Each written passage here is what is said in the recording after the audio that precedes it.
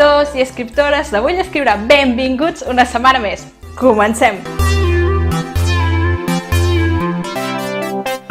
Aquesta setmana, Pinocho,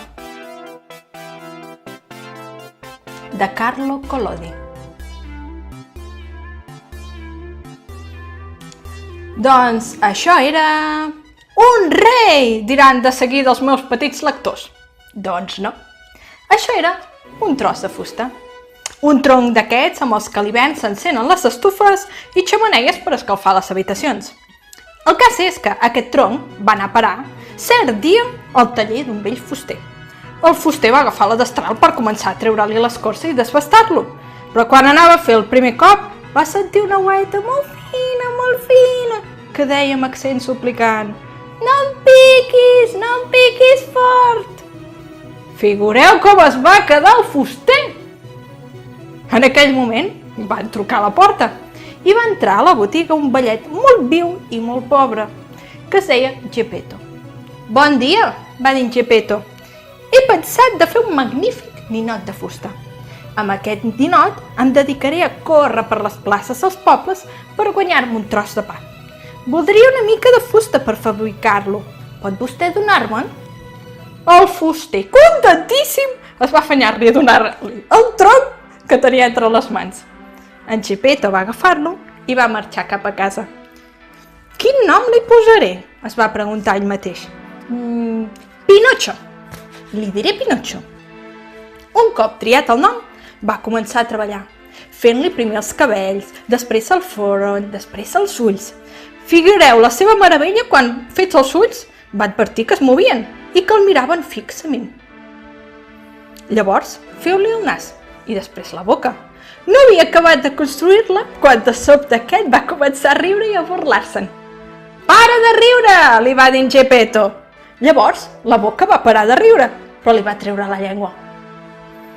En Geppetto va fingir no donar-se'n i va continuar treballant. Després a la boca li va fer la barba, després el coll, l'esquena, la panxeta, els braços, les mans. Va modelar les cames i els peus. Quan en Geppetto va acabar de fer-lo, va rebre una puntada a la punta del nas. Va prendre el ninot per les espatlles i el posar a terra per ensenyar-li a caminar. En Pinocho tenia les cames engarrotades, per la qual cosa Geppetto el portava de la mà, ensenyant-li a moure un peu rere l'altre. En Pinocho va començar a caminar tot sol, després a córrer, després a saltar per l'habitació i finalment va sortir al carrer, va arrencar a córrer cap a través, amb en Geppetto perseguint-lo perquè tornés. Quan es va cansar de córrer, en Pinocho va tornar a casa i va sentir una gran alegria en descobrir la casa buida. Va córrer al forrellat i es va seure a terra llançant un gran sospir de satisfacció. Cric, cric, cric! Qui em crida? Va cridar en Pinocho ple de por. Soc jo! En Pinocho va veure un grill que pujava a poc per la paret. Soc el grill parlant, que viu en aquesta habitació des de fa més de 100 anys. Bé, contestà el ninot, però avui aquesta habitació és meva. Ai, dels nens que es rebel·len contra el seu pare i abandonen capritxosament la casa paterna. Pots dir el que vulguis, va dir el Pinocho, però demà a l'alba me n'aniré, perquè si em quedo em passarà el mateix que tots els nens. Em portaran a l'escola i hauré d'estudiar, vulgui o no. Pobre ximple, va dir el grill. No comprens que si no estudies, quan siguis gran seràs un solemne ase i tothom es burlarà de tu. Per què no prens com a mínim un ofici que et serveixi per guanyar-te honradament un tros de pa? Vols que t'ho digui? Va contestar el Pinocho, que començava a perdre la paciència. Entre tots els oficis del món, només n'hi ha un que m'agradi, el de menjar, beure, dormir, divertir-me i no fer res en tot el dia. T'adverteixo, va replicar el grill, que tots els que segueixen aquest ofici acaben gairebé sempre o a l'hospital o a la presó. Pinocho, em fas veritable llàstima. Per què et fas llàstima? Va dir Pinocho. Perquè ets un ninot, i el que és pitjor encara, perquè tens el cap de fusta.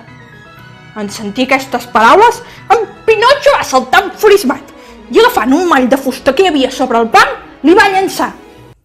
Potser no creia que el tocaria, però, per desgràcia, el va encertar de ple i el pobre grill va quedar esclafat contra la paret. En Pinotxo va començar a sentir gana. I al cap d'unes hores va començar a tenir por, que el seu pare no tornés mai a casa i li va començar a saber greu haver-se portat malament. Quan al cap de moltes hores en Geppetto va tornar, en Pinotxo va córrer a abraçar-lo i li va prometre que a partir de llavors es portaria bé i que aniria a l'escola. Al matí següent va prendre el camí de l'escola, però a mig del trajecte li va semblar sentir de lluny una música de trompetes i tambors. Pip, pip, pip, pip, pip, pip, pip, pip, pom, pom, pom, pom. En Pinotxo es va aturar i es va posar a escoltar.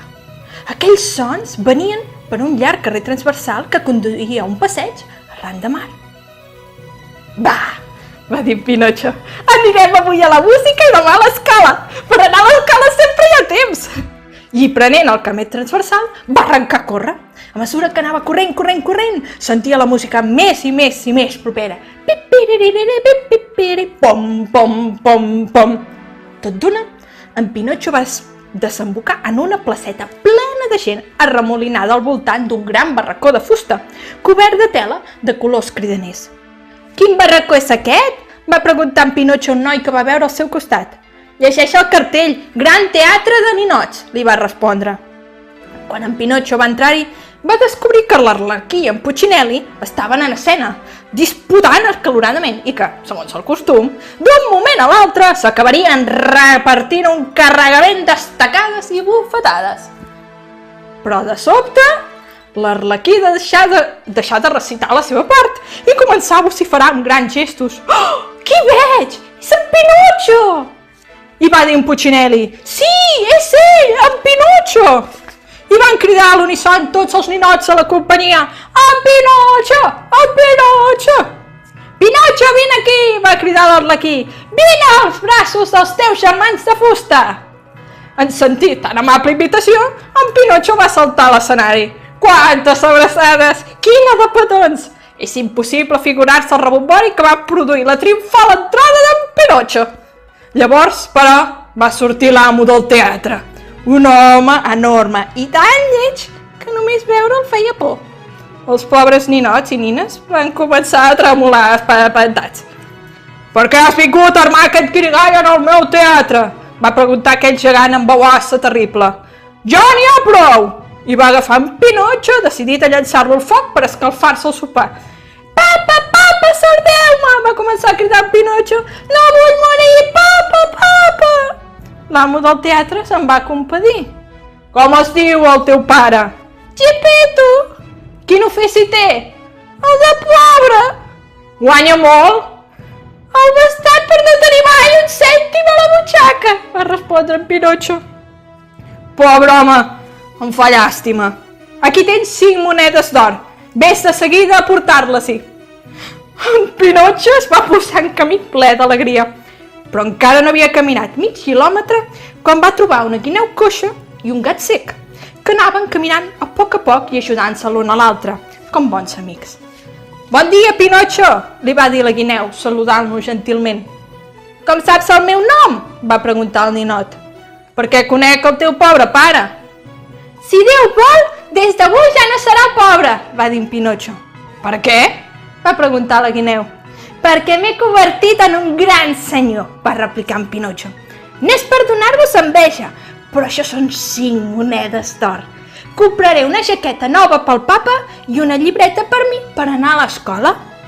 En sentir el simpàtic soroll de l'or, la guineu coixa, sense adonar-se'n, va allargar per un moment la pota que semblava ranca. I el gat cec va obrir tant els ulls que semblaven 2 fanals verds, però va tornar a tancar-los ràpidament i en Pinotxo no se'n va adonar. La guineu va dir en Pinotxo: «Vols augmentar les teves monedes d'or?».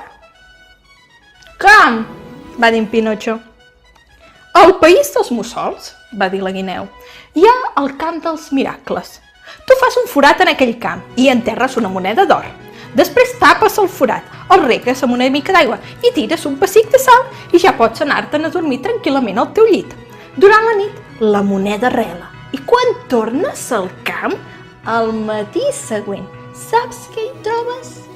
Doncs un vell arbre que està tan carregat d'or com les espigues ho estan de grans de blat al mes de juny, va explicar la guineu. Posem que cada moneda es converteix en 500. Demà podries tenir 2.500 monedes d'or. Oh, quina bellesa! Va dir en Pinotxo saltant d'alegria i oblidant a l'acte el seu pare, a l'escola i tots els bons propòsits. I va dir la guineu: anem-hi de seguida, us acompanyo! Però ben aviat es va fer fosc i en Pinotxo va perdre de vista els seus companys.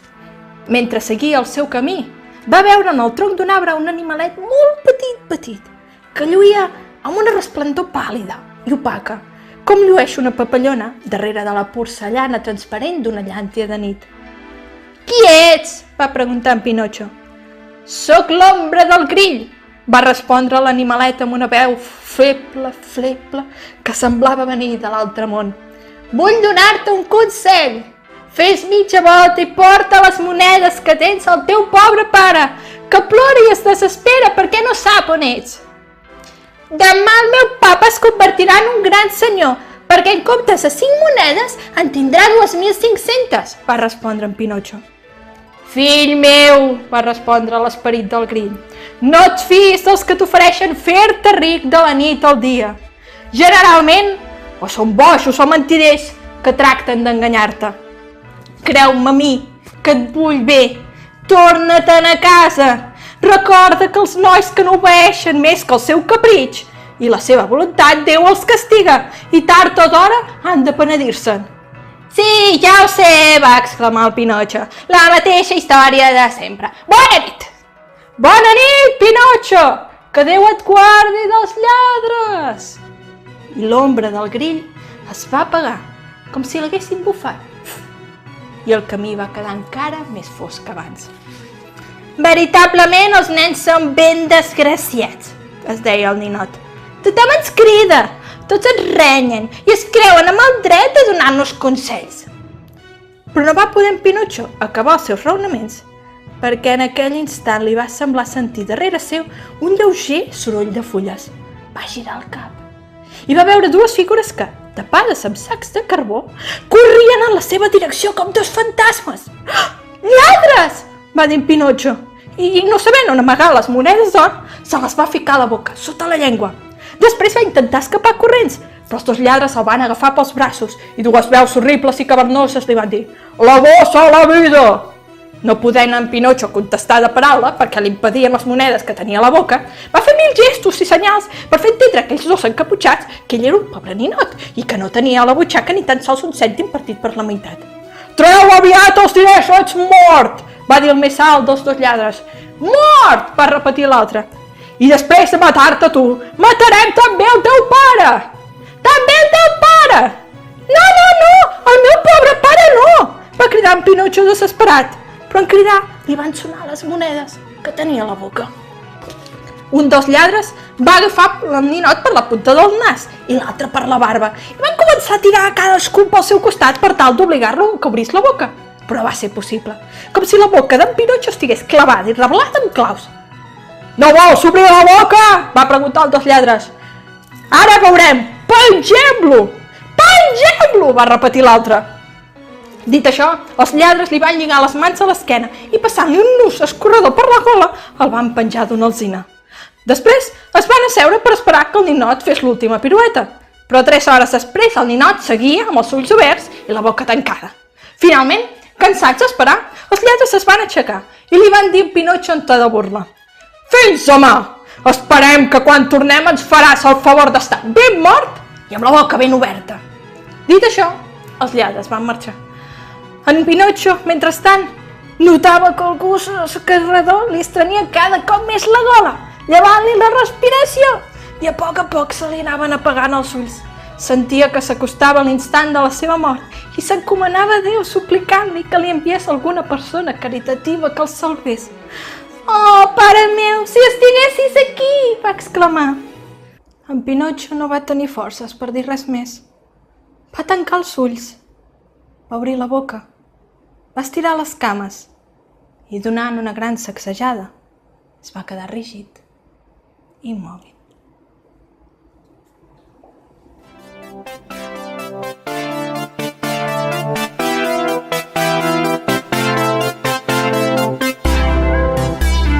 la setmana que ve? La Ventafocs. Però tu t'has mirat bé la pista, Cassis? Sí. Com vols que això sigui la Ventafocs? Jo vull la Sí, Ventafocs. jo sé que tu vols la Ventafocs, però la setmana que ve no és la I Ventafocs. d'aquí 15 dies? Ai, aquesta aranya. D'aquí 15 dies sí? Fins la setmana que ve, escriptors. Ens llegim. D'aquí 15 dies la Ventafocs?